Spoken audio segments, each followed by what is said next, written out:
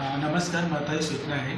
आज महाराष्ट्र सरकारने आवाहन केलं आहे की 25 तारीख ते 31 तारखेमध्ये तुम्ही सेलिब्रेशन करणार आहात किंवा कुठे बाहेर जाणार आहे, गर्दीमध्ये जात आहे, तर मास्कचा वापर करा.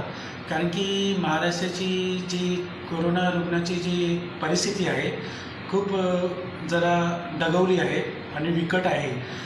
तुम्हाला सांगण्यात आलं नाही आहे कारण की सोशल मीडिया आणि न्यूजमध्ये ही सगळी गोष्ट बंद करण्यात आली आहे, कारण की तुम्ही घाबरून जाणार करून. एवढी घाबरण्याची गरज नाही आहे.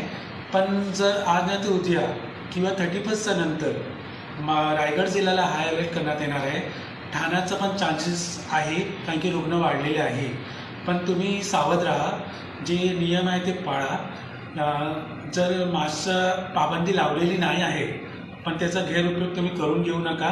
मास्कचा वापर करा कारण की हे तुमचीच सुरक्षेसाठी आहे. आणि माझी माहिती अनुसार